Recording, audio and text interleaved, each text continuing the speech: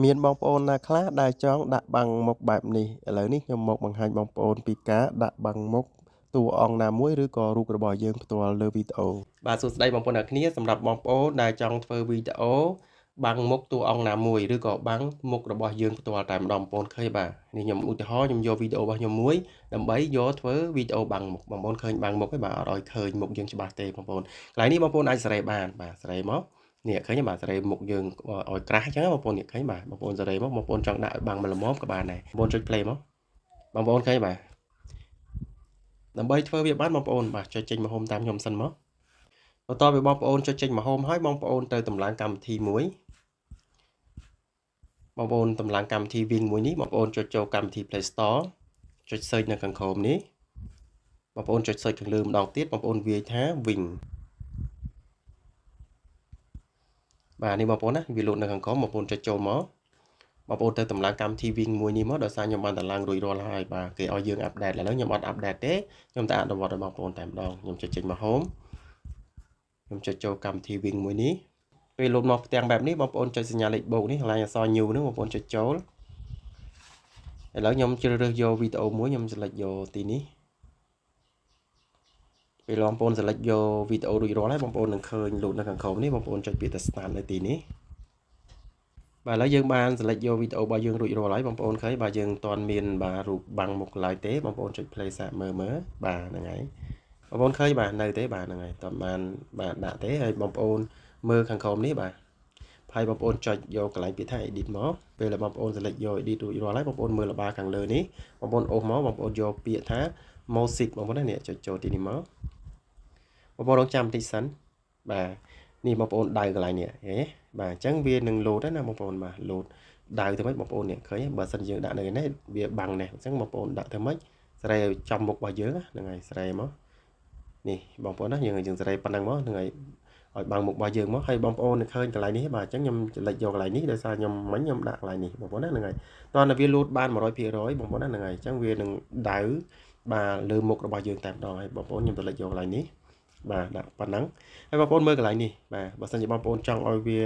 បាំងមុខយើងកាន់តែក្រាស់បងប្អូននេះអូសមកខាងនេះបាទខាងនេះមកបងប្អូនឃើញទេក្រាស់យើងមើលអត់ឃើញមុខរបស់យើងទេបងប្អូនណាបើសិនជាបងប្អូនចង់ឲ្យស្ដើងបងប្អូនអូសមកខាងនេះអូសមកខាងហ្នឹងមកនេះឃើញទេឃើញស្ដើងបងប្អូនណាហ្នឹងហើយអញ្ចឹងបងប្អូនសេរីធ្វើម៉េចឲ្យពេញមុខរបស់យើងមកបាទសេរីពេញមុខរបស់យើងប៉ុណ្ណឹងឬក៏បងប្អូនអាចសេរីកន្លែងហ្នឹងកន្លែងសញ្ញាសហ្នឹងបងប្អូនណានេះឃើញទេបាទពេលបងប្អូនសេរីរួចរាល់ហើយបងប្អូនណានេះបងប្អូនមើលក្រុមនេះបើសិនជាមានឃើញកន្លែង VIP គឺយើងអាចសេរីបានទេបាទបងប្អូនសេរីកន្លែងណាដែលអត់មាន VIP បាទអញ្ចឹងបងប្អូនអាចមើលកន្លែងនេះបានចុចកន្លែងនេះមកបាទបងប្អូនអាចចុច select បាទតាមនេះបានបាទនេះបងប្អូនចង់បាំងនៅផ្នែកខាងនេះក៏បានដែរបងប្អូនណានេះឃើញទេបាទមានច្រើនតម្រង់បងប្អូនណាហ្នឹងហើយខ្ញុំយកកន្លែងនេះបាទកន្លែងហ្នឹងហើយបងប្អូនសេរីមកបើសិនជាបងប្អូនចង់បានកម្រាស់ក្រាស់បងប្អូនអូសមកនេះមកបងប្អូនចង់បានស្ដើងបងប្អូនអូសមកនេះបាទអូសហ្នឹងមកណាហ្នឹងហើយអញ្ចឹងបងប្អូននេះបានណាឥឡូវបងប្អូនខ្ញុំចុច tick សិនចុច tick បងប្អូនសាក play មើលពេលយើងចុច play ហើយវាអត់រត់តាមមុខរបស់យើងទេបងប្អូនឃើញបាទមុខយើងទៅផ្សេងបាំងមុខហ្នឹងទៅផ្សេងដើម្បីធ្វើវាបានបងប្អូនចុច scope សិនមកបាទអញ្ចឹងយើងទៅធ្វើថ្មីឲ្យវារត់ទៅតាមមុខរបស់យើងហ្នឹងហើយបងប្អូនមើលខាងក្រោមនេះមកកន្លែង tracking បងប្អូនណានេះ tracking នេះអញ្ចឹងបងប្អូនចុចចូលកន្លែង tracking មកបាទចុចចូល tracking ហើយបងប្អូននឹងឃើញមានពណ៌ផ្កាឈូកបាទបងប្អូនធ្វើម៉េចបាទដាក់ធ្វើឲ្យត្រូវបាទត្រូវចំមុខរបស់យើងនឹងតែម្ដងបាទនេះឲ្យត្រូវដៅឆ្មេចំមុខរបស់យើងបាទឃើញទេបាទដៅអញ្ចឹងមកបាទដៅធ្វើម៉េចចំមុខរបស់យើងអញ្ចឹងណាបើសិនជាបងប្អូនដៅអត់ចំមុខរបស់យើងទេគឺវាអត់រត់តាមមុខរបស់យើងទេបងប្អូនដៅប៉ុណ្ណឹងមកនេះប៉ុណ្ណឹងគឺឥឡូវខ្ញុំដៅសិនបាទខ្ញុំដាក់ប៉ុណ្ណឹងហ្នឹងហើយពេលបងប្អូនសេរីអីរួចរាល់ដាក់ធ្វើម៉េចត្រូវមុខរបស់យើងអាពណ៌នេះពណ៌ផ្កាឈូកហ្នឹងណាបាទពេលបងប្អូនសេរីរួចរាល់ហើយបងប្អូនចុចកន្លែងពាក្យតត្រាក់នេះបងប្អូនណាហ្នឹងហើយចុចមក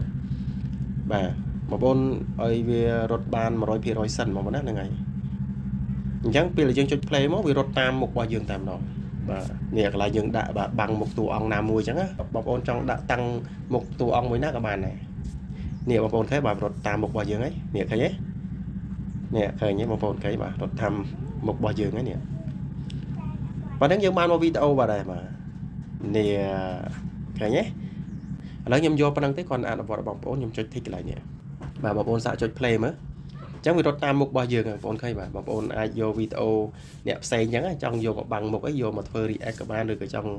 យកវីដេអូរបស់យើងអញ្ចឹងយកចង់ឲ្យឃើញមុខក៏បានដែរបងប្អូនណារួចរាល់ហើយបងប្អូនអញ្ចឹងបងប្អូនចុច tick មកបងប្អូនចុចនេះ tick កន្លែងនឹងទៀតមកពេលយើងចុច tick ហើយវានឹងដាច់បាទសញ្ញា4ជ្រុងនឹងតែម្ដងបងប្អូនណាឃើញបាទលែងមានទៀតហើយឥឡូវវីដេអូរបស់យើងរួចរាល់បងប្អូនចុច play មើលបាទនេះបាំងមុខតួអង្គរបស់យើងនេះពេលដែលយើងងាកទៅណាវារត់តាមយើងតែម្ដងបងប្អូនឃើញទេរត់តាមយើងបាំងមុខយើងអត់ឲ្យគេមើលឃើញទេបងប្អូនឃើញបាទនេះខ្ញុំដាក់កម្រាស់ស្ដាងទេបងប្អូនបើសិនជាបងប្អូនចង់បាំងមុខកុំឲ្យគេឃើញតែម្ដងបងប្អូនដាក់កម្រាស់ទាញមកអស់មកបាទដាក់ 100% មកហ្នឹងហើយ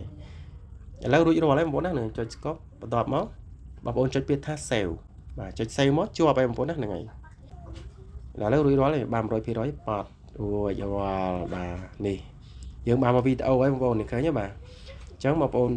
បាទចុចចេញមកហូបមកចូលចេញមកហូបចូលទៅមើលក្នុង gallery របស់យើងមកឬក៏ចូលទៅក្នុងកម្មវិធីវីដេអូរបស់យើងក៏បានដែរនេះបងប្អូនណានេះឃើញទេនេះបងប្អូនបើកសំឡេងមកនេះបងប្អូននេះថាប្រមាថដៃដែលមកដៃដល់បានតែអូខេបងប្អូនឃើញទេបាទឥឡូវរួចរាល់ហើយវីដេអូរបស់យើងបានសូមរីករាយបងប្អូនអាចអនុវត្តតាមវីដេអូរបស់ខ្ញុំបានបាទអរគុណសម្រាប់ការតាមដានវីដេអូមួយតាំងពីដើមរហូតដល់ចប់បាទសូមជម្រាបលា